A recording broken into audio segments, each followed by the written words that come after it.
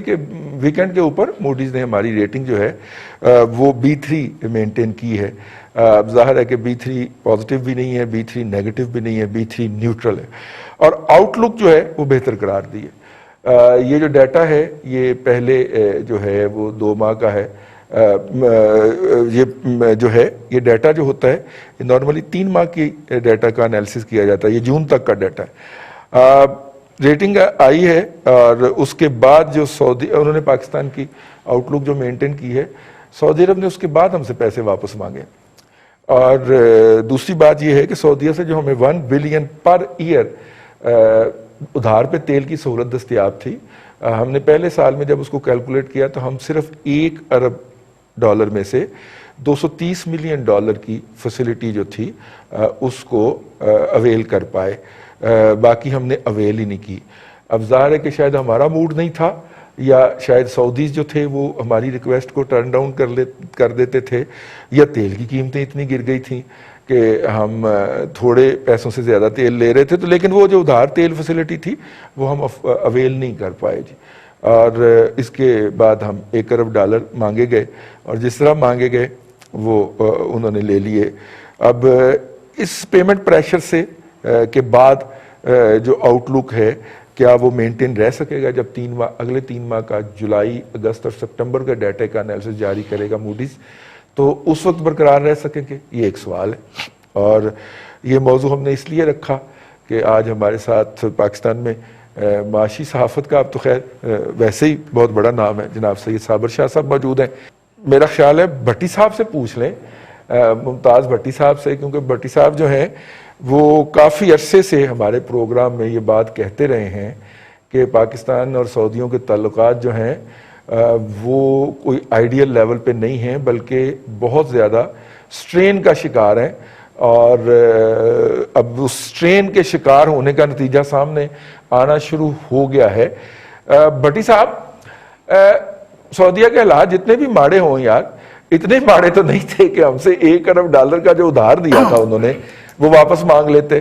اور خاص طور پہ جب کہ وہ $8 ارب انہوں نے مصر کو پہلے آتے ساری دیے تھے, جب ہمیں $3 ارب کا ادھار دیا تھا مصر کو انہوں نے ویسے ہی ڈونیٹ کر دیے تھے, اور مزید $4 ارب پھر انہوں نے دیے. تو غیروں پہ کرم اپنوں پہ ستم, جانے وفا یہ ظلم نہ کر. ٹھیک ہے, کسی نے نہیں کہا جا کے سعودیوں کو کہ یار کو ہاتھ, مطلب کہ ہم بھی آپ کے یار دوست ہوتے ہیں, ہمارے ساتھ بھی کوئی بہتر کام کریں. تو کیا اینڈ ہوگا جس کا جی, اور کہاں پہ جا کے جو ہے وہ فائر فائٹنگ کا جو ریکوری کا عمل ہے وہ شروع ہونے کا امکان ہے؟ اپنا شاہ صاحب, سید صابر شاہ صاحب, وہ شاعر نے کہا تھا نا کہ وقت کرتا ہے پرورش برسوں, حادثہ ایک دم نہیں ہوتا. ہمارے پرائم منسٹر کو جب جہاز سے اتارا گیا تھا اور جہاز اپنا واپس بلا لیا تھا انہوں نے خالی فنی خرابی کا کہہ کے, تو ہمیں تو اس وقت ہی اس کے اوپر اپنی سفارتی چینلز کو ایکٹیویٹ کر دینا چاہیے تھا کہ یار جان دیو بھائین, تسی ساڈے بھائی ہوندے ہو, دسو کی مسئلہ ہے. لیکن ہم نے 1 سال تک اس پہ کچھ کیا ہی نہیں ہے.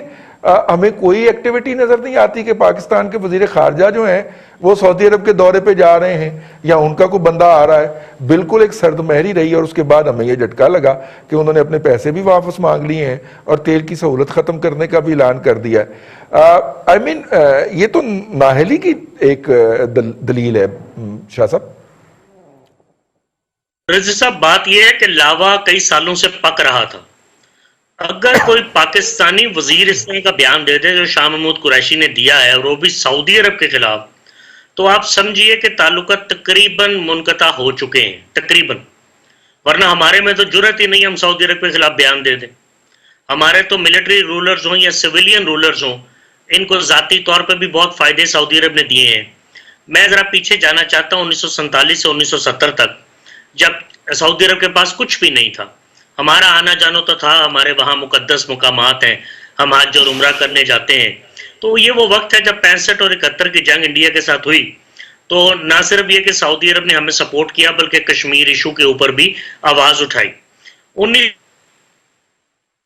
اس کے خلاف بھی سعودی عرب نے آواز اٹھائی. اب یہ 1971-72 کا وہ ٹائم ہے جب سعودی عرب کو تیل مل گیا اور ہمیں بھٹو مل گیا. وہ ترقی کرتے گئے, ہمارا بیڑا غرق ہوتا گیا. اس کے بعد آپ کو یاد ہوگا کہ سن 74 میں یہاں پہ سمٹ ہوا تھا، اسلامک سمٹ لاہور میں، شاہ فیصل کی بڑی پذیرائی کی گئی، سعودی عرب ایک دم ہمارے لیے امپورٹنٹ ہو گیا، شاہ فیصل کا قتل ہو گیا اپنے ایک بھتیجے کے ہاتھوں، ہم نے وہاں سیکیورٹی فورسز بھیجی جو کہ میں نے بہت فوجیوں سے سنا ہے جو کہ شاہی خاندان کی بھی پروٹیکشن کرتی رہی، اور 1979 میں جب مسجد الحرام وغیرہ پر کچھ شر پسندوں اور دہشت گردوں نے قبضہ کیا تو ہماری فورسز نے بہت اہم کردار ادا کیا ان کے خاتمے میں، اگرچہ کچھ فرینچ فورسز بھی شامل تھے لیکن ہمارا کلیدی کردار تھا، ہم پہلے پہنچے۔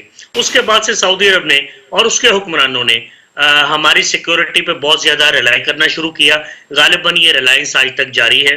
اب مسئلہ یہ ہے رضی صاحب کہ اب عمران خان کی گورنمنٹ جب آئی ہے، میں سیدھا ہی آگے آ جاتا ہوں، ایک پڈا ہمارا اس وقت بھی ہوا تھا جب مرزا اسلم بیگ نے عراق کی سپورٹ کی تھی اور نواز شریف جو ہے وہ سعودی عرب کے ساتھ تھے۔ بہرحال وہ معاملہ تھوڑا سا تھما، 1998 میں ہم نے نیوکلیئر دھماکے کیے تو نواز شریف صاحب نے پھر سپورٹ کیا، پھر اطلاع دی سب سے پہلے سعودی عربیہ کو، سعودی عرب میں سیاسی پناہ بھی حاصل کی، جنرل مشرف کو انہوں نے 1 ارب روپیہ بھی دیا ذاتی حیثیت میں، ہمیں جب بھی ضرورت پڑی وہ کام آتے رہے، لیکن دیکھیے ہم بھی بہت کام آئے ہیں ان کے، باتیں سوچنے والی ہیں۔ ہمارے اس وقت 26 سے 27 لاکھ پاکستانی سعودی عرب میں ہیں، اگر تعلقات مزید خراب ہوتے ہیں تو ان کی واپسی یقیناً متوقع ہوگی، اور $4.5 ارب کی ہمیں ریمیٹنسز آتی ہیں سعودی عرب سے ہر سال، 19 میں سے $4.5 ارب صرف سعودی عرب سے آتا ہے۔ اس کے علاوہ جب بھی کبھی تیل کی ضرورت پڑی، تیل مفت بھی ملا ہے، تیل پیسوں کے ساتھ بھی ملا ہے، گرانٹس بھی ملی ہیں، لونز بھی ملے ہیں۔ عمران خان کی گورنمنٹ آتی ہے، $6.2 ارب کا پیکج ہمیں ملتا ہے سعودی عرب میں، جس میں لون بھی تھا $1 ارب کا جو اب آپ نے چائنا سے لے کے واپس کیا، اس میں گرانٹ بھی تھی، اس میں تیل بھی تھا، اس میں کئی چیزیں تھیں۔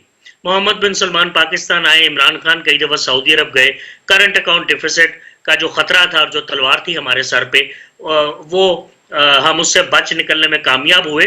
آئی ایم ایف نے تو $6 ارب کا جو قرضہ آپ کو یاد ہوگا کہ مئی 2019 میں دیا تھا، سو اگر سعودی عرب اس وقت ساتھ نہ آتا تو we would have been a failed state economically Imran Khan کے آتے ہی۔ خیر یہ تعلقات سب عزت کی بنیاد پر ہوتے ہیں، پیسے بعد میں آتے ہیں۔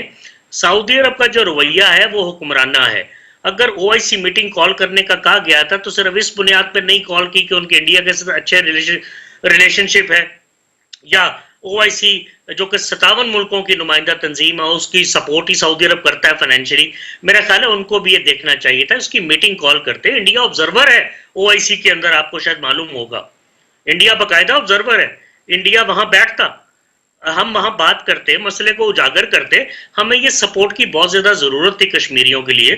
میرے خیال ہے بہت اہم موقع پہ سعودی عرب کی طرف سے میں سمجھتا ہوں پہل ہوئی، نہیں ہونی چاہیے تھی۔